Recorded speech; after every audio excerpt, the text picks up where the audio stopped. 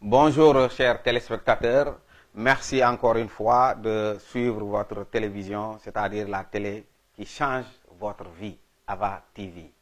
Alors, comme on a l'habitude de le faire, parce que c'est une promesse comme vous avez faite, c'est à partir de tout ce que on glane par-ci, par-là comme information par rapport à la santé, Ava sera toujours là pour vous donner la bonne information, l'information vraie par rapport à votre santé. Alors, comme promis, nous avons décidé au niveau de Ava de combattre l'obésité.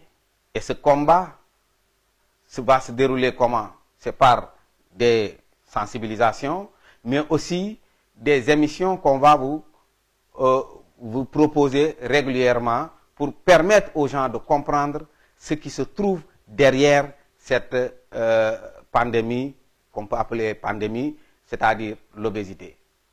Alors, nous avons développé ici l'obésité et souvenez-vous bien, notre invité, en l'occurrence Dr Keba Tamba, il avait parlé des problèmes liés à l'obésité. Donc, parmi ces problèmes, la dernière fois, nous avions parlé du cancer. Mais aujourd'hui, nous allons toujours dans la même mouvance parler d'un autre cas, d'un autre problème lié à cet état de surpoids ou d'obésité. Mais avant de rentrer dans le vif du sujet, permettez-moi de donner la parole à notre invité. Bonjour docteur.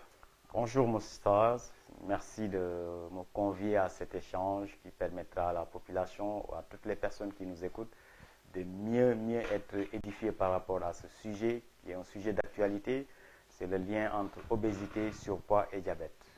Donc je pense que ça va être vraiment une émission très très importante et très intéressante qui permettra à la majorité des personnes d'être encore, comme je l'ai dit, mieux édifiées, vraiment d'avoir les bonnes informations pour mieux appréhender cette pathologie qui aujourd'hui ne cesse de traumatiser la population mondiale.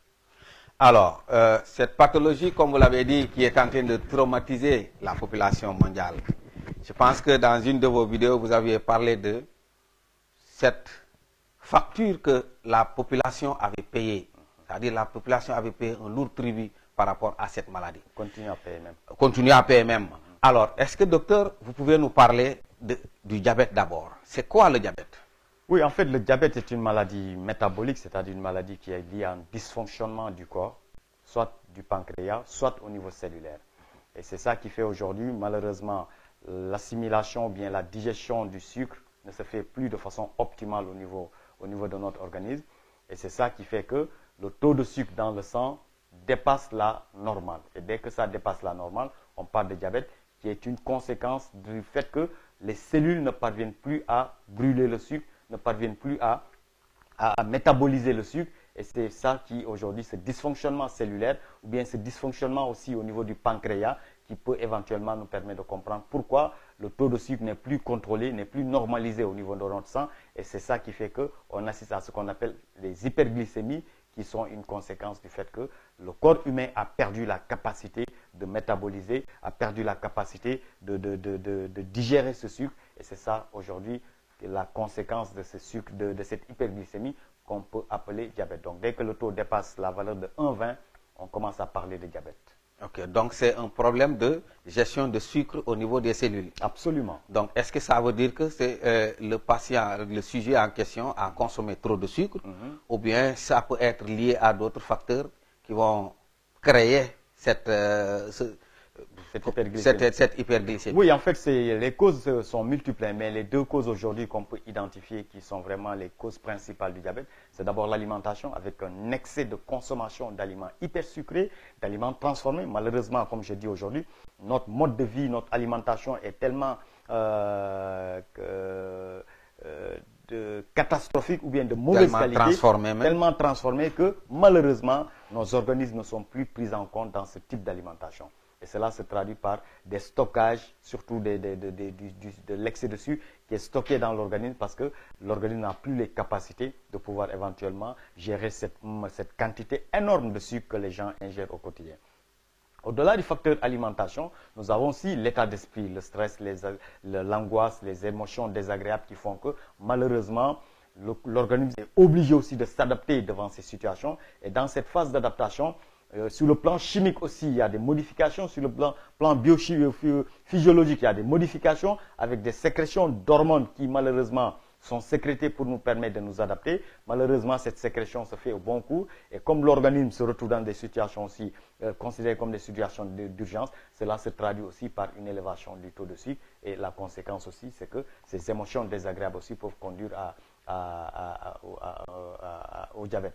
L'autre aussi cause pourrait venir aussi d'une destruction des cellules du pancréas, qui sont souvent appelées des maladies auto-immunes. Mais même les maladies auto-immunes, aujourd'hui, nous savons que ce sont des maladies qui sont consécutives à une mauvaise alimentation, qui sont consécutives à une destruction du microbiote, et tout cela, en résumé, derrière la source même, la cause principale, c'est toujours l'alimentation. Alors, donc la dernière fois, je me rappelle, quand nous parlions de l'obésité en général, nous avions développé par rapport à l'état mental, l'état psychologique des sujets. Oui. Alors, et là encore, ça revient encore. Tout à fait. Donc, comme qui dirait que quelque part, l'état mental de la personne, c'est extrêmement important dans la prise en charge de... Non, c'est capital, c'est capital. Je pense aujourd'hui, toute personne qui ignore ce facteur déterminant de l'état d'esprit sur la santé des populations, je pense que tu vas passer à côté de beaucoup de problèmes de santé.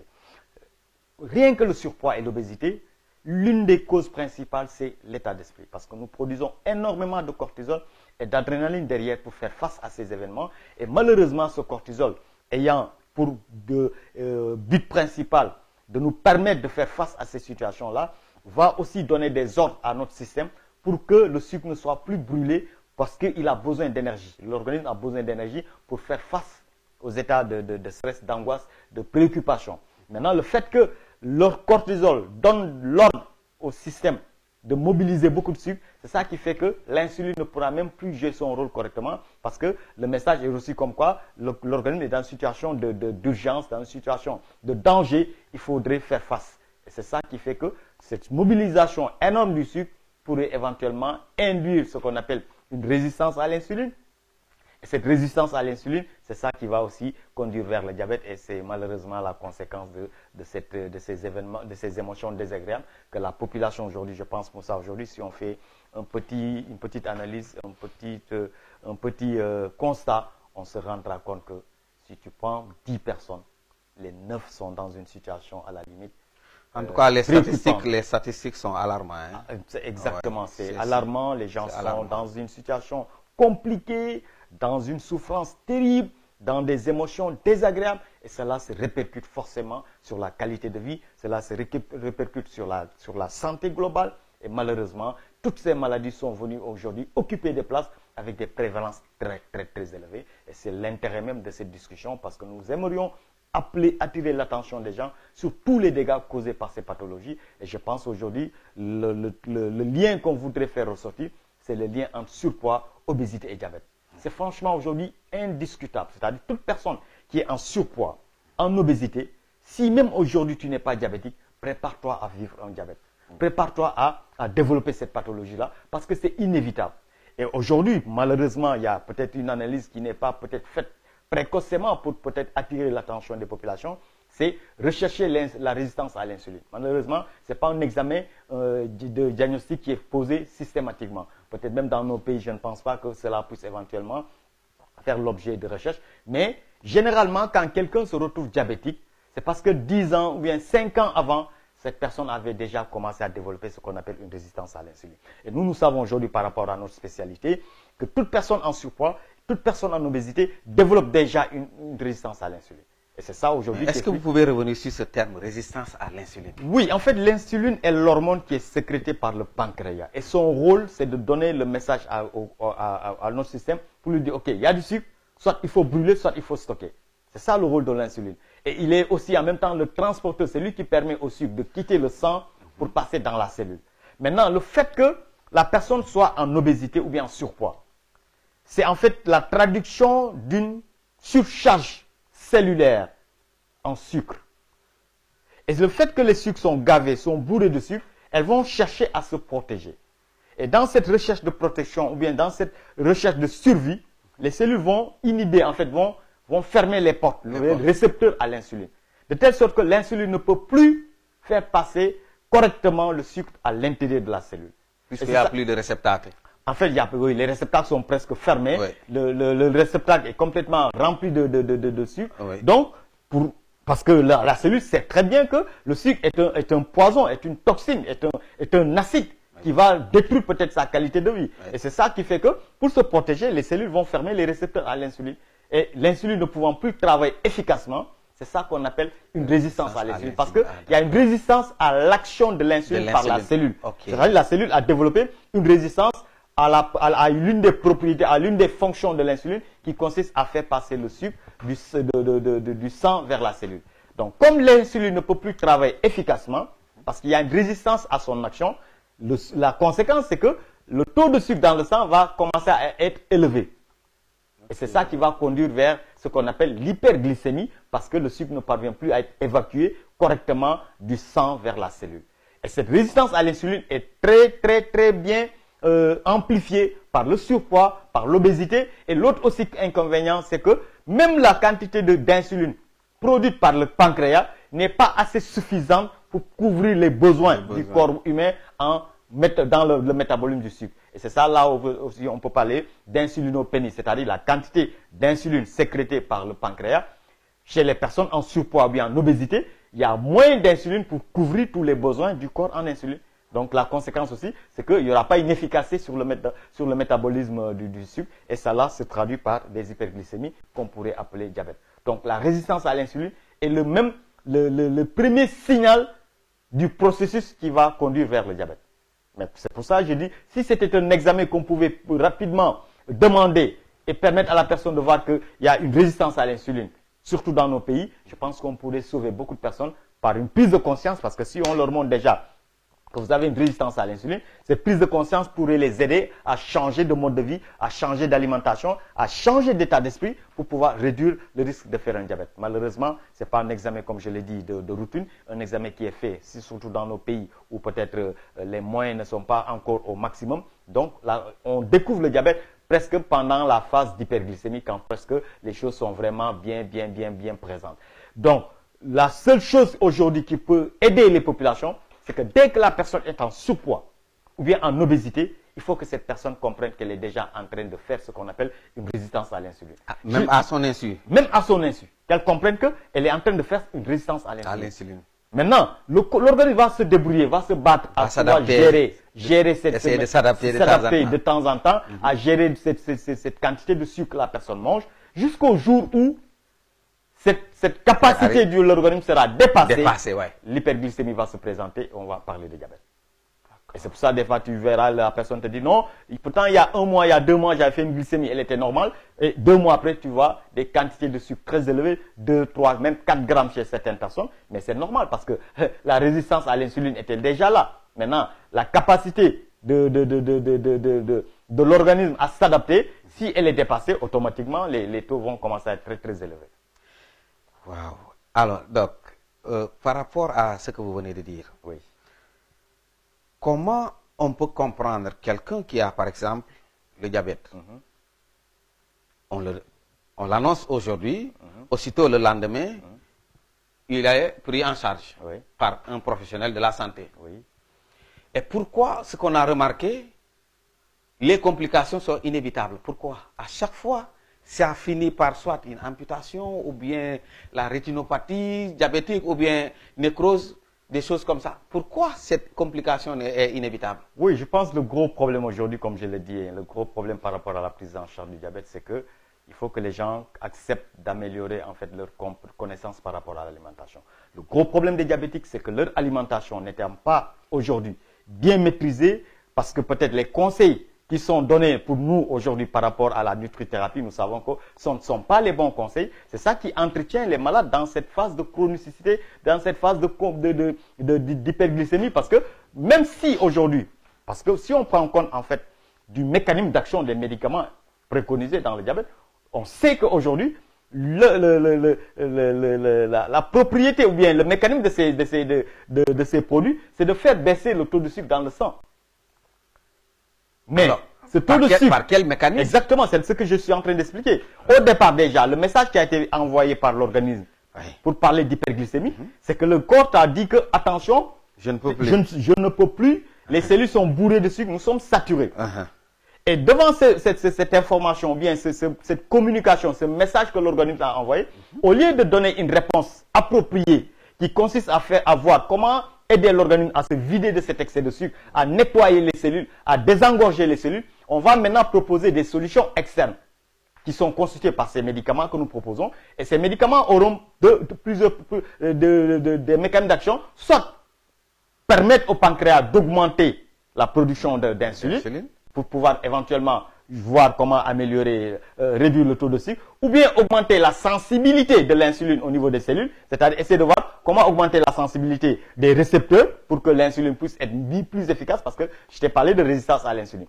Ou bien, on prend de l'insuline déjà, qui aura aussi pour fonction de venir forcer le passage du sucre au niveau des cellules. Maintenant, c'est ce forcing qu'on fait au niveau cellulaire pour faire passer le sucre, faire baisser le sucre du sang. C'est ça qui, malheureusement, au fil du temps, va Mais le problème n'est pas réglé, de tous les cellules. En fait, le problème n'est jamais réglé. On est bien content de voir aussi que la glycémie a baissé au niveau du sang. Oui. Mais ce sucre ne quitte pas l'organisme. Il est quelque part. Mais et c'est quelque part, c'est où? C'est dans les cellules qui continuent à être remplies de sucre, qui continuent à surcharger de sucre. Et malheureusement, le sucre étant un poison, étant un acide, c'est ça qui va concourir à la destruction des cellules. Parce que déjà, il y aura une baisse de la vitalité cellulaire. Il y aura une baisse du niveau d'énergie. Et la conséquence, c'est que les cellules ne peuvent plus éliminer les toxines. Les cellules ne peuvent plus se débarrasser des déchets. C'est ça qui fait que quand vous voyez un diabétique, c'est quelqu'un qui est déjà dans une situation de lourdeur, dans une situation de perte d'énergie. C'est quelqu'un, quand vous le voyez, vous ne sentez pas la vie, vous ne sentez pas la vitalité, parce que son organisme est rempli de toxines. Son organisme est rempli d'acide. Son organisme est rempli de déchets. Parce que ces cellules ne se peuvent plus éliminer correctement, parce que malheureusement, elles sont remplies aussi bien le liquide intracellulaire que le liquide extracellulaire est rempli de déchets. Parce que le mécanisme d'action, comme je le dis, de ces médicaments, malheureusement, ne concourt pas à aider les cellules à se vider. Et c'est ça qui fait que, comme je le dis toujours, les thérapies n'évitent pas les complications. Les thérapies n'évitent pas les complications. C'est pour ça, vous voyez, aujourd'hui, pourquoi il y a autant de dégâts. Quand je dis que la société, la population mondiale a payé un lourd tribut de cette maladie, c'est parce que les complications, les pieds diabétiques, les amputations, la rétinopathie diabétique, l'insuffisance rénale. Quand vous prenez déjà des malades qui sont... Regarde par exemple cette image. Je pense que c'est vraiment aujourd'hui des choses qu'on peut éviter. C'est affreux. C'est douloureux. La personne perd la sensibilité, elle ne sent rien du fait de la neuropathie. Et le fait que la personne n'a plus de sensibilité, même une petite blessure n'est pas identifiée à temps, jusqu'à ce que les choses, malheureusement, virent à la complication pour qu'on puisse constater qu'il y a des problèmes. Parce que les vaisseaux au niveau des pieds ont tellement été détruits que le sang ne circule pas correctement. Et comme le sang ne circule pas correctement, mais cette partie du corps ne va pas être bien nourrie. Et si la partie n'est pas bien nourrie, il n'y a plus de vie, mais c'est exactement la mort constatée des cellules qui, malheureusement, va forcer les chirurgiens à prendre une décision d'amputer la personne parce que, malheureusement, il n'y a plus de sang qui arrive. Mais docteur, on a comme l'impression que les prescripteurs... Mais même pas que ça. Regarde l'insuffisance rénale aujourd'hui. La majorité des malades qui se retrouvent dans les services de néphrologie sont des malades diabétiques. Oui, j'ai remarqué ça. Sont des malades diabétiques. Presque à côté de l'hypertension, c'est le diabète ouais. qui amène les malades dans les services de néphrologie. La rétinopathie, quand vous allez dans les cabinets des cliniques d'ophtalmo, l'essentiel des populations qui sont là ont perdu ou bien ont des problèmes de vision du fait du diabète. Parce que c'est le même mécanisme. Les cellules aussi au niveau ophtalmique, au niveau des yeux, vont subir la même pression. Et c'est cette même pression malheureusement qui fait que les vaisseaux vont se détruire à temps. Et il n'y aura pas une bonne irrigation sanguine, il n'y aura pas une bonne oxygénation. L'œil n'étant pas bien nourri, malheureusement, les problèmes ophtalmiques vont se présenter. Même les maladies cardiovasculaires. Parce que la première cause de décès des diabétiques, c'est les maladies, la complication cardiovasculaire. Ouais. Donc tout ça, en fait, est lié à la physiologie cellulaire. Donc, quelle que soit la complication que vous prendrez, c'est toujours lié à la physiologie et à la biochimie cellulaire. Donc, tant qu'on n'intègre pas l'importance de la cellule dans la prise en charge du diabète, on aura toujours des problèmes. Il faut aider les malades à vider l'excès de sucre. Et cela passe forcément par une bonne maîtrise de leur alimentation. Moussa, aujourd'hui, les diabétiques continuent à manger des aliments qui continuent à mettre du sucre dans le corps. Et quand on te dit le diabète déjà est une surcharge du corps humain en sucre, et que toi, diabétique, tu continues à manger des aliments qui tous les jours, du matin au soir, continuent à remettre du sucre dans ton corps, mais tu ne vas jamais sortir de cette situation. Ouais. Et c'est pour cela qu'on parle de chronicité. Parce que l'alimentation n'est pas maîtrisée. On conseille même, et c'est là où c'est encore grave, on conseille les malades diabétiques à manger des aliments qui malheureusement sont des aliments hyper sucrés, parce que c'est des aliments qui ont un index glycémique très élevé. On ne peut pas aujourd'hui vouloir prendre soin d'un diabétique en ignorant ce qu'on appelle un index glycémique d'un aliment. Mais moi, je en pense ignorant ce qu'on appelle la charge glycémique des aliments. Surtout ça, moi je pense que par rapport à ça, peut-être que les prescripteurs ont pensé à la charge glycémique en ignorant l'index glycémique. Non, en fait, c'est peut-être lié. En fait, moi, je pense que dans l'appréciation, même c'est peut-être qu'ils tiennent compte du goût, mais sinon, aujourd'hui, quand vous voyez la pomme de terre, les frites, qui sont presque recommandées le soir chez les malades, ça pose problème. Quand vous voyez déjà, quand vous voyez déjà au petit déjeuner, on leur recommande de manger du pain, je dis que c'est un sérieux problème qui témoigne peut-être de l'ignorance de l'alimentation de la personne qui donne ce conseil. L'index glycémique du pain est très élevé. Et j'aimerais aussi que les gens comprennent, surtout vous les diabétiques, comprenez que quand on vous parle de pain complet, tout ça c'est du marketing. Le sucre est dans le blé. Et le pain diabétique? Il n'y a pas de pain diabétique. C'est dans le blé. C'est la farine qui contient du sucre. Donc quand les gens continuent à vous dire non, le pain complet, ce n'est rien d'autre que la farine, on a rajouté des fibres à l'intérieur, le son. C'est ça le pain complet. Mais il y a du sucre dans ce produit, dans cet aliment. N'oubliez pas que ça va passer au four aussi. Exactement. À 180 degrés. Ça ne vous apporte absolument rien sur le plan nutritionnel. Sur le plan nutritionnel, ce n'est que du sucre que vous ingérez. Donc vous ne pouvez pas continuer à prendre du pain le matin au petit déjeuner. Manger du riz à midi. Manger de la pomme de terre le soir. Et des fois, de temps en temps, vous prenez des pâtes le soir et pensez vouloir améliorer votre diabète. Je suis désolé. Votre gros problème aujourd'hui, même vos fiches qu'on vous donne, des fiches de recommandation de régime, sont des fiches qui posent problème. Parce que personnellement, quand je vois du pain chez un diabétique, je dis, là, il y a de quoi réfléchir. Et vous le constatez. Dès que vous finissez de manger ces aliments, le lendemain, vous vous réveillez avec des taux élevés. Donc, comment pouvez-vous comprendre que vous êtes sous traitement, vous prenez des médicaments, vous prenez de l'insuline et que vos taux de glycémie continuent toujours à monter? C'est qu'il y a un problème. Remontez à la source. C'est pas parce que le taux de la glycémie est élevé et qu'on passe à des doses supérieures que vous allez pouvoir régler le problème. Non. C'est ça, malheureusement, qui vous conduit aussi vers les complications. La solution, c'est pas d'augmenter les doses d'insuline. La solution, c'est pas de changer de médicaments. La solution, c'est de revoir votre alimentation. Parce que le problème est dans votre alimentation. Tant que vous n'aurez pas compris que tout aliment à index glycémique supérieur à 70 doit être retiré de l'alimentation du diabétique, malheureusement, je suis au regret de vous dire que vous allez toujours continuer à évoluer avec cette maladie sans pour autant que vous puissiez éviter les complications parce que vous êtes toujours en train de surcharger votre organisme, vous êtes encore en train de bourrer vos cellules en sucre et malheureusement, les cellules en certains moments finiront par pourrir, les cellules en certains moments finiront par ne plus recevoir du sang et c'est ça qui va être la cause principale des complications et franchement, je pense que on a quand même assez payé la facture liée à ce diabète-là. Il faut que les gens se ressaisissent, que les gens comprennent que l'alimentation, c'est le pilier numéro 1. Quelqu'un qui a eu un mode de vie, Moussa, parce que c'est ça que j'explique souvent, le diabète est directement lié à l'alimentation. Directement. Ça, dès que tu manges un aliment, automatiquement la glycémie est élevée. Donc une maladie qui est liée à l'alimentation, et que la personne développe cette maladie-là. Mais si tu ne changes pas son alimentation, ou bien si tu ignores comment changer son alimentation, mais tu n'es pas en train d'aider le patient. Il ne va jamais sortir de cette situation. Alors, docteur, Et c'est ça qui fait malheureusement, on dit souvent le diabète ne peut pas guérir, on ne peut pas guérir du diabète. C'est parce qu'aujourd'hui, le mode de vie des malades, les thérapies proposées aussi, les malades ne sortiront jamais de la chronicité. Tu ne peux pas vouloir manger du pain, manger du riz, manger de la pomme de terre et penser que ta glycémie va se normaliser. Impossible. Boire la boisson gazeuse. Continuez à boire. Et là aussi, avec l'arnaque, qu'on vous dit non, des boissons light, des boissons... Quand même, s'il vous plaît, s'il vous plaît. Il y a une boisson light qui est proposée aux diabétiques. Franchement, c'est avec beaucoup de souffrance que je parle. Avec beaucoup de peine que je parle. Parce que quand vous connaissez exactement l'impact d'une alimentation sur la santé d'une personne, Moussa, je pense qu'il y a de quoi se battre pour que les diabétiques comprennent. Nous avons été dans un système, moi-même je suis issu de ce système médical qui m'a fait croire à ces choses-là. Je suis issu de la même formation que tout le monde.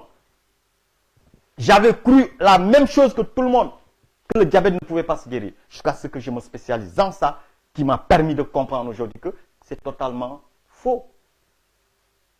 On peut, en changeant de mode de vie, en retirant certains aliments, aider l'organisme à se purger déjà de l'excès de sucre, aider les cellules à pouvoir retrouver une sensibilité à l'insuline et pouvoir permettre maintenant au corps de pouvoir retrouver un fonctionnement qui va l'aider à réguler la glycémie. Rien que le fait de faire perdre des kilos à quelqu'un, mais ça augmente la sensibilité. Oui. Et ça revient à notre sujet. En luttant contre le surpoids, en luttant contre l'obésité, on est en train de lutter contre la résistance à l'insuline. On est en train d'augmenter la sensibilité à l'insuline. Et c'est ça qui va permettre à l'organe de bien fonctionner. Donc chacun cherche à mieux connaître l'impact de l'alimentation. On ne peut pas continuer à évoluer dans ce système-là. Ce n'est pas une création de Dr Tamba. Non, je suis désolé, je ne suis pas le premier à dire qu'on peut guérir. Non, ça existe partout. Donc, docteur, si je vous entends, jusqu'à présent, vous soutenez que le diabète, ça se guérit. Ça ne se discute même pas à mon niveau. Tous les jours, je vois. La seule chose qui m'intéresse, c'est que est-ce que la personne, est-ce que le malade est prêt à ce qu'on l'accompagne? C'est ça qui m'intéresse. Parce que c'est un combat que le malade doit mener. C'est un combat au cours duquel le patient doit comprendre que je ne peux plus manger du pain. Ce n'est pas des médicaments que vous proposez aux On change le mode de vie, Moussa. Je te dis, c'est lié à l'alimentation. Donc, si je vous entends, c'est lié à l'alimentation. Dès qu'on retire tous les aliments à index glycémique élevé, automatiquement, comme c'est directement lié aux aliments, mais automatiquement, tu vois la glycémie baisser. Donc, c'est une manière de dire qu'on ne peut pas guérir du diabète sans changer son... Impossible. C'est pour ça que je dis, il n'y a pas de solution miracle. Quand j'entends par exemple quelqu'un dire, si tu prends ça, j'ai dit, c'est faux. Il y a des gens qui proposent des poudres, faux. Des gélules, des comprimés, des racines. Désolé, tout partira de l'alimentation. Parce que tu ne peux pas continuer à surcharger ton corps d'aliments sucrés et penser qu'en prenant un produit soi-disant miracle. Non, c'est pas possible. La base, c'est l'alimentation. Je réduis tous les apports et je vide ce qui est là. Et comment vider ce qui est là? C'est d'abord une forte hydratation. Avec des aliments vivants qui vont aider les cellules à augmenter leur niveau de vitalité, augmenter leur niveau d'énergie et maintenant pouvoir mettre à profit leur capacité d'éliminer les toxines. Une fois que le corps est bien purgé, bien détoxifié, bien éliminé, on maigrit. Quand on maigrit, on augmente la sensibilité à l'insuline. Mais en maintenant toujours le fait qu'on retire tous les aliments à problème. Le riz blanc, c'est que du sucre. Maintenant, qu'on vous dise le riz de la vallée ou bien tous les riz contiennent du sucre. Tous les riz contiennent du sucre. Et là, ça me permet d'apprécier, en fait, j'ai une fois entendu le professeur Seyd Nourou qui disait, il n'y a pas d'aliments diabétiques. Et c'est la vérité. C'est un marché très porteur. C'est pour ça que les gens s'orientent à proposer des produits soi-disant diabétiques. Il n'y a pas de produits diabétiques. Et le sucre diabétique, docteur? Il n'y en a pas. C'est un sucre. Malheureusement, ces édulcorants détruisent le système, le microbiote, le système immunitaire. Pourquoi je vais continuer, moi, à aller chercher un goût sucré? Alors que les cellules ont dit, on a assez. On n'en a plus. Laisse-nous le temps de régler ce qu'il y a ici avant d'envoyer. L'humain, Moussa, dans sa création, n'avait pas connu de sucre. C'est au cours de notre évolution qu'on s'est habitué à manger du sucre. Et le sucre, c'est un acide. Donc l'individu peut rester pendant des siècles sans consommer du sucre, sans pour autant développer une carence quelque part. Je suis là, l'exemple. Ok. Est-ce que tu penses que j'ai pas de vitalité? Est-ce que tu penses que j'ai pas d'énergie? Est-ce que tu penses que je suis comment dirais-je, pas faible, mais je sais pas quel terme il faut utiliser. Est-ce que tu penses que la force n'est pas là? Est-ce que tu penses que la puissance musculaire n'est pas là? Non. Et je te dis, depuis plus de 10 ans, je n'ai pas mis de sucre ajouté dans mon alimentation. Donc pourquoi? Tout ce que je le bois sans sucre. Parce que docteur, il y a un moment donné, les gens pensent qu'à part l'eau, Oui. toute boisson doit avoir du sucre. Est-ce C'est ce que les gens ont cru. C'est ce qu'on nous a fait croire. Oui, mais est-ce qu'on a besoin de ces boissons-là? C'est quel type de boisson? Et il y a même, je vais aller loin, il y a même un proverbe, je vais le dire en wolof, qui dit que mag bu naanee lu tàng, suukar bee tax. Ça veut dire quoi? Si une grande personne, un adulte, s'évertue à boire du chaud, c'est parce qu'il y a le sucre.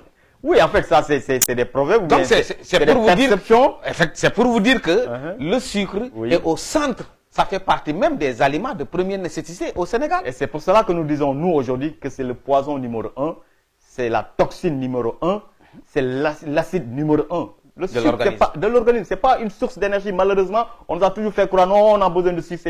C'est faux. C'est pas ce sucre-là? Non, du tout. Du tout. Du tout. Consommez du sucre et vous êtes carencé en magnésium, vous allez voir si vous aurez de l'énergie. Oui, ça c'est vrai. Vous allez voir si vous aurez de l'énergie. Consommez, mais la preuve est là, est-ce que le diabétique a de l'énergie? Et pourtant son corps est rempli de sucre. Donc si c'était la source d'énergie, c'est des gens qui devaient être beaucoup plus vivants, beaucoup plus tonus. Ça c'est vrai. Mais malheureusement, ils sont ils sont tous down. Down, oui. Pourquoi ils sont down? Parce qu'il n'y a pas d'énergie, il n'y a pas de vitalité. Le sucre, c'est un acide. Je voudrais que tout le monde le comprenne. C'est un déchet acide. Quand il est en abondance dans le corps le transforme en graisse, surpoids, obésité. Mais ce que je ne comprends pas, docteur. Oui. Le prescripteur, lui, ce qui l'intéresse, c'est quoi? Le chiffre là, il faut que ça baisse. La glycémie? Oui. Oui. Si, par exemple, il voit 2, ou bien 1,80, 1,90, il fait tout pour baisser ça, quel que soit le prix. Tout à fait. On dirait que c'est ça, quoi. Oui, en fait, c'est l'objectif, c'est-à-dire un taux de sucre élevé pourrait constituer une urgence médicale. Maintenant, il faut faire baisser le sucre. La seule chose que les gens doivent intégrer, c'est que le sucre, même s'il baisse, s'il diminue dans le sang, il reste toujours dans l'organisme. Mais l'urgence est toujours là. Cette personne est toujours là, couchée. Oui. Tu as fait la perf, la personne est couchée, n'a pas fourni d'énergie, n'a pas fait d'activité physique. Donc, elle n'est pas allée aux toilettes. Non, même si elle est partie aux toilettes, dans tous les cas, le sucre est toujours dans son organisme. Mais il est où? Dans la cellule. Il s'avait déjà dit que... C'est même celui qui avait dit que... Je n'en peux plus. Je n'en peux plus. Je n'en peux plus. Et c'est ça, le chemin, le processus des complications. Mais est-ce que les gens, peut-être, bon, c'est ma perception, hein, peut-être qu'ils ont pensé que c'est moins grave dans la cellule que dans le sang. Oui, en fait, c'est pour cela que nous posons souvent la question. Si le sucre est dangereux pour le sang, est-ce qu'il n'est pas pour la cellule? Il est plus même. Et c'est pour ça que les complications sont là. C'est pour cela. Donc la seule chose que je peux dire, si le malade est décidé, et qu'on lui donne les bonnes explications, elle s'engage à reprendre en main sa santé, on peut aller jusqu'à la guérison du diabète. En faisant un monitoring de sa glycémie. On fait le monitoring tous les jours. Vous voyez la glycémie, vous réajustez les doses, vous allez arriver à un moment où vous n'aurez même plus besoin de mettre. Je vous donne l'exemple d'une dame, peut-être on va y arriver d'ici peu. 23 ans de diabète. Dose d'insuline par jour de plus de presque 50 unités. Avec une insuline hebdomadaire qu'elle prenait en moins de 2 mois. Aujourd'hui, elle ne prend que 2 unités d'insuline le soir. En une semaine, on avait même arrêté l'insuline hebdomadaire. On a fait le monitoring en réduisant tous les jours glycémie. Jusqu'à présent, elle m'envoie de la France ses glycémies, on réajuste. Elle est à 2 unités. Inch'Allah, d'ici peut-être 2 semaines, 3 semaines, on va finir avec cette insuline-là. Et pourtant, elle ne croyait pas. Et si vous avez elle ne croyait pas que c'était possible. C'est ça la guérison. Elle ne voulait même, en ce moment, elle s'était braquée de fait d'entendre qu'on pouvait guérir. Aujourd'hui, elle est dans. En moins d'1 mois, son hémoglobine glyquée est passée en dessous de presque à 5. À 5. Ça a même émerveillé son médecin. Pour dire quoi? Tout est dans le mode de vie. Tout est dans la détermination. Tout est dans l'engagement. Je ne parle pas de malade qui vient, tu lui dis de faire des choses et puis que le malade continue à faire ce qu'il veut. Ça, je ne parle pas de ça. Quelqu'un qui est prêt, qui est décidé et qu'on accompagne, je te dis, Moussa, 2 mois, 3 mois, 4 mois, vous allez arriver à des résultats formidables. Wow. Surtout si ça s'accompagne d'une perte de poids. Regarde le cas de Madeleine, 30 kilos en 1 mois, mais c'est fini le diabète. Ici au Sénégal, je ne peux même pas te dire le nombre de malades, d'anciens diabétiques. Maintenant, comment tu peux dire quelqu'un qui depuis 3 ans, 4 ans, 5 ans n'a pas pris d'antibiotique oral, n'a pas pris d'insuline, et ses glycémies sont normales? Qu'est-ce que tu peux dire? c'est une guérison ou bien c'est pas une guérison. C'est une guérison. Maintenant, je laisse les gens polémiquer. Dans tous les cas, nous, on avance. Ouais. Un jour viendra, chacun va le comprendre. Mais la seule chose que je peux dire, de grâce, revoyez l'alimentation des diabétiques. Apprenez à comprendre ce qu'on appelle un index glycémique d'un aliment. Apprenez à comprendre ce qu'on appelle la charge glycémique des aliments. Les deux paramètres vous permettront de corriger l'alimentation. Et vous verrez que cette phase de chronicité, le fait d'entretenir les malades dans cette maladie-là, vous allez pouvoir sauver beaucoup de malades. Et je pense aujourd'hui, nous le pratiquons. Voilà. Et c'est pour ça que je dis, ce que je dis n'a pas d'importance. Oui. Les propos de Dr Tamba n'ont pas d'importance. Ce sont les résultats des malades qui vont parler. Ouais.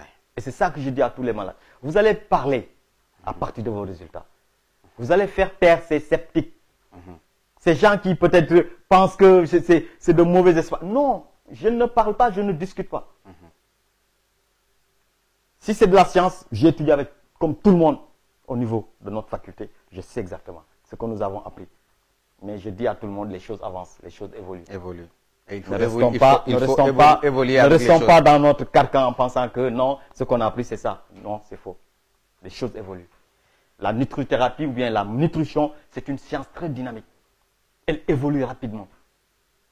Très, très dynamique. Le seul problème, comme je le dis toujours, c'est que pendant notre formation médicale, on n'a pas appris l'alimentation, on n'a pas appris la nutrition. C'est ça qui fait que malheureusement, les connaissances sur le plan de la nutrition, sur le plan de l'alimentation, ne sont pas vraiment des connaissances très élevées dans le corps médical. Et c'est ça qui pose problème aujourd'hui. Parce que le système est dans l'urgence. C'est ça. Non, en fait, la médecine... toujours dans l'urgence. Non, comme je le dis souvent, la médecine s'occupe de maladies. Oui. L'alimentation, c'est la santé. C'est avant la maladie. Voilà, ça n'intéresse pas. Ça n'intéresse pas le médecin. La maladie ou bien le médecin. Le médecin s'occupe de maladies. Et c'est pour ça que je dis, il faut qu'on fasse la différence entre santé et maladie. Et même dans la définition du mot santé, tu verras que, comme l'OMS même l'a défini, hein, c'est un état complet de bien-être physique, mental, social, en l'absence de maladie et d'infirmité. C'est ça la santé. Mais ça, ce n'est pas que des choses qu'on va apprendre à la fac. La fac nous apprend la maladie et comment prendre soin des maladies. Ou bien donc, le médicament. La maladie est déjà là. Elle est déjà là. Il faut maintenant la corriger. Quelqu'un qui se sent bien, qui a sa santé, n'a pas besoin d'aller voir un médecin. Quand vous allez dans le bureau d'un médecin, c'est pour venir avec des signes de maladie. Exceptionnellement, peut-être quelqu'un qui veut faire un check-up ou bien... ça, c'est exceptionnel. Ça, on ne parle pas de ce cas. Mais quand quelqu'un a besoin d'aller voir un médecin, c'est parce que quelque part, il a constaté des dysfonctionnements, des symptômes qui vont peut-être l'amener dans le bureau du médecin. Ici, en Afrique, c'est comme ça. Hein. C'est rare de voir une personne qui se déplace juste pour un check-up. C'est partout la même chose. Ouais. Et c'est pour ça que je dis, travaillons à aider les gens à mieux être outillés pour bâtir une santé de qualité. À être outillés pour bâtir un système immunitaire solide, à être outillés pour bâtir aussi un état d'esprit, un mental qui va les aider à faire face à la réalité de la vie. Parce que là aussi, c'est un travail à faire. Et c'est ça qui fait que nous, dans notre travail, nous sommes dans le coaching. On est vraiment capacité dans l'accompagnement mental, dans l'accompagnement psychologique des personnes. Parce que nous savons aujourd'hui que 70% des maladies proviendront de l'état d'esprit. Donc si tu n'es pas outillé, si tu n'es pas capacité, si tu n'es pas spécialisé dans l'accompagnement des personnes sur le plan mental, mais tu vas passer à côté. Quand je reçois un diabétique et je me limite à changer son mode de vie alimentaire, en ignorant que cette personne, chez elle, est dans la souffrance, dans la douleur, dans la blessure, dans l'humiliation, dans des émotions très désagréables. Mais ça ne change rien. Oui. Parce que rien que ce stress va faire flamber sa glycémie. Oui. Donc je suis obligé de le prendre globalement, en travaillant avec cette personne, en l'aidant à comprendre qu'il y a des choses sur lesquelles on doit travailler, à l'amener à mieux être outillé, à mieux être vraiment fort pour faire face à certaines situations. L'amener à accepter certaines réalités. L'amener à éviter de se mettre dans des postures qui vont plus détruire sa santé. Et à côté de ça, on change son mode d'alimentation, les deux combinés. Et si la personne a la capacité de faire une activité physique, on rajoute l'activité physique. Ça, c'est encore plus pour encore aider le corps à se purger, à se nettoyer. Je te dis, ces trois piliers, si on y travaille à fond. Alimentation modifiée, avec des aliments à index glycémique en dessous de 50, très vivante. Une bonne hydratation avec de l'eau de qualité et en quantité suffisante par jour, en faisant un travail sur le plan mental, d'accompagnement, de coaching personnalisé, et aussi en y associant une activité physique. Moussa, je te dis, ce nouveau mode de vie va donner des résultats extraordinaires. Et c'est comme ça que nous travaillons et nous accompagnons les gens qui arrivent à ne plus avoir besoin de prendre des médicaments parce qu'ils auront pu quand même prendre de la hauteur, changer, adopter même et bien se faire plaisir avec le nouvelle alimentation et de retrouver une glycémie normale qui fait qu'aujourd'hui, elles n'ont même plus besoin de prendre des médicaments parce que l'organisme a retrouvé ses capacités de métabolisme, sa capacité de vitalité, sa capacité à éliminer les déchets. Et c'est ça aujourd'hui qui est vraiment la grande fierté. Et comme je l'ai dit, le temps parlera. Le temps parlera. Les malades sont là, guéris. Oui. Les résultats vont parler plus que ce que nous nous disons. Ce que nous disons. Il n'y a pas de solution miracle. Il n'y a pas comment dirais-je, de formule miracle. Oui. Dans l'alimentation, on peut régler le problème. Et comme le disait une de mes mamans, les gens qui proposent même certaines des produits, des poudres pour détoxifier, tout ça, je pense, on n'en a pas besoin. C'est dans ce que tu manges que tu vas arriver à reprendre le contrôle sur ta santé, que tu vas arriver à donner de la vitalité à tes cellules. C'est dans ce que tu manges, dans ce que tu bois, dans ce que tu fais comme activité d'utilisation de ton corps, dans la gestion de ton mental, que tu arriveras à un mode de vie formidable. Et ce mode de vie, comme je l'ai dit, ce n'est pas de la théorie. C'est notre propre mode de vie. Au sein de l'académie, nous avons aujourd'hui développé un outil nutritionnel, un mode de vie qui nous permet de bâtir une santé de qualité, qui nous permet de bâtir un bien-être physique de qualité, qui nous permet de bâtir un bien-être mental de qualité, très fort et très puissant, qui nous permet aussi de bâtir un bien-être social de qualité. Et tout cela, à l'absence de maladie, à l'absence d'infirmité, mais c'est ça la santé. On est dans la plénitude. On est dans la plénitude, dans la santé. Et c'est ça que nous partageons avec les populations. Et c'est avec plaisir, avec beaucoup de passion, avec beaucoup d'enthousiasme que nous apportons ces informations à la disposition des populations. Parce que, comme je l'ai dit, notre gros problème, c'est qu'on n'a pas pu avoir une éducation nutritionnelle. On n'a pas aussi un accompagnement sur le plan mental, sur le plan de l'état d'esprit. Et c'est ça, malheureusement, avec le type de vie que nous avons, notre mode de vie aujourd'hui, notre société aujourd'hui, qui est vraiment une société très agressive, c'est ça qui fait que les gens sont dans la souffrance, dans la douleur, dans la maladie, dans le désarroi, dans vraiment la désolation. Mais il y a toujours de l'espoir. Il y a de l'espoir. Et avec l'Académie de la vie en action, l'espoir est permis parce qu'on va vous permettre de travailler sur vous-même, de travailler sur votre alimentation et de retrouver une certaine qualité de vie parce que nous méritons tous une qualité de vie. Tout humain a le droit de mériter une qualité de vie exceptionnelle.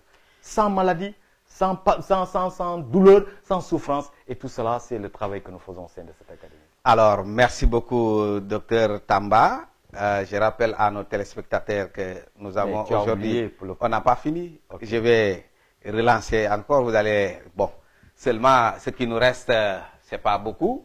Mais permettez-moi de dire à nos téléspectateurs qui nous suivent, si vous êtes dans ce lot, c'est-à-dire vous avez ce problème d'obésité, vous êtes dans l'urgence, c'est urgent.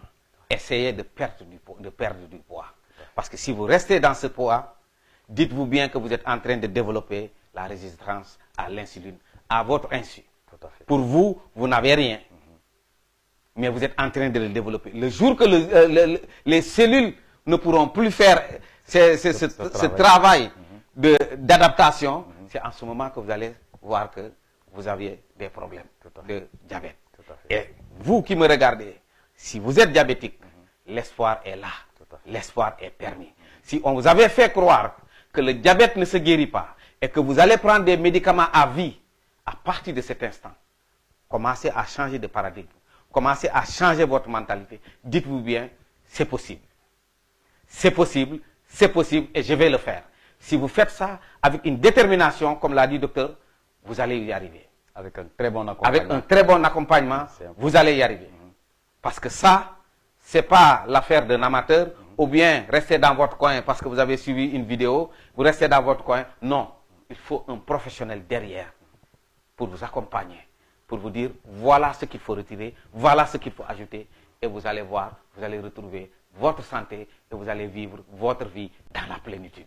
Alors, docteur, je pense que le temps qui nous est imparti est presque fini.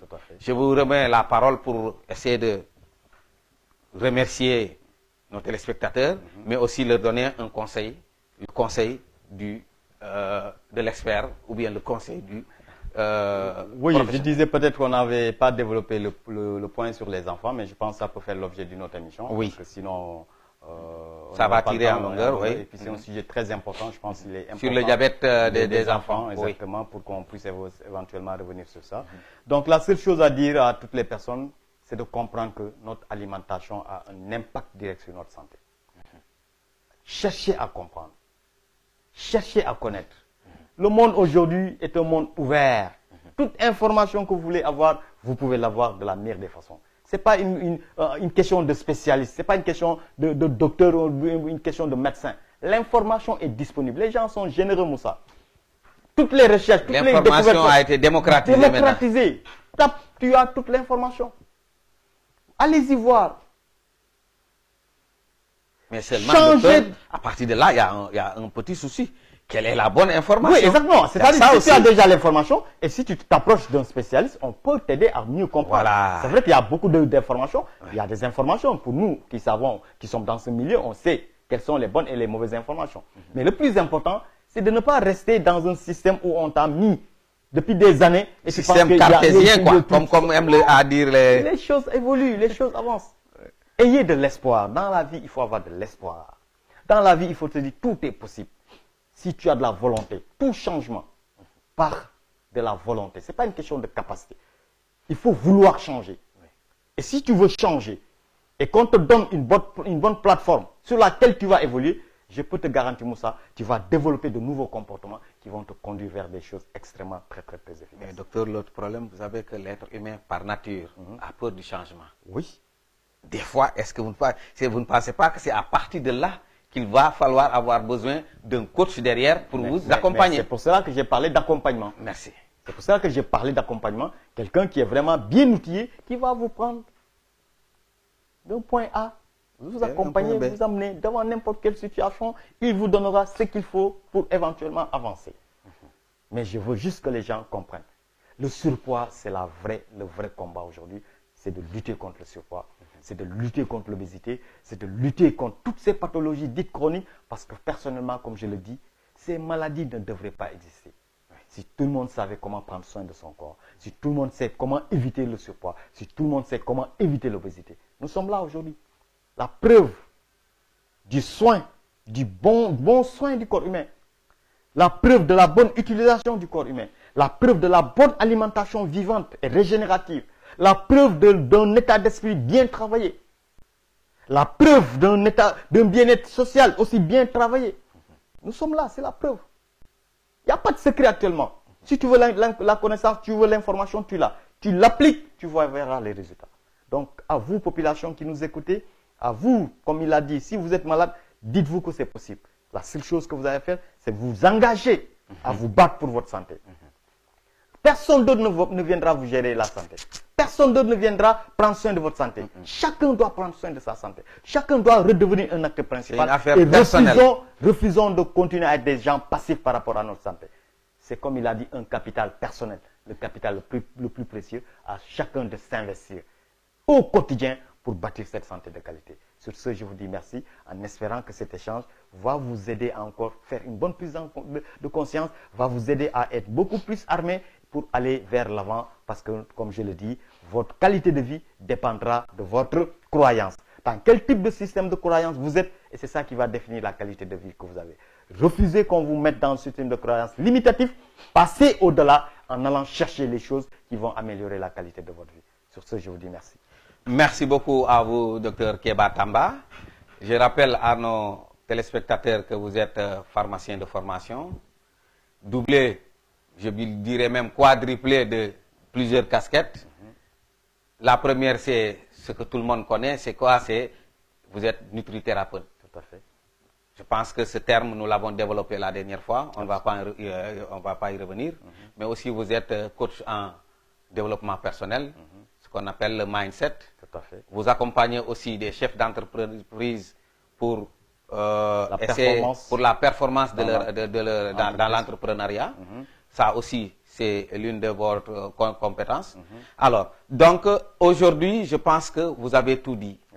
Et merci encore pour cette générosité dans le partage. Merci. Parce que ça se sent vraiment, ça sent que quand vous parlez, c'est le cœur qui parle. Et j'espère que ce cœur qui a donné va toucher les cœurs qui nous regardent. Vous qui êtes là, je pense qu'on va vous donner rendez-vous pour la prochaine fois pour un autre numéro. Il a parlé tout à l'heure du diabète des enfants. La prochaine fois, si le temps nous le permet, on va essayer d'aborder ce sujet.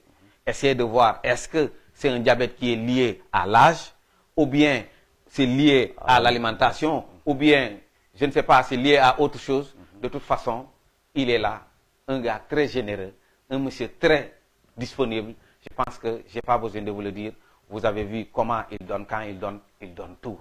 Alors, mesdames et messieurs, je pense que pour éviter de me faire tirer les oreilles par mon technicien qui est de l'autre côté, c'est-à-dire El Hadj Ahmadouli, qui est derrière les caméras. Donc, que nous remercions énormément. Donc, on va vous dire merci beaucoup. À très très bientôt pour un autre numéro.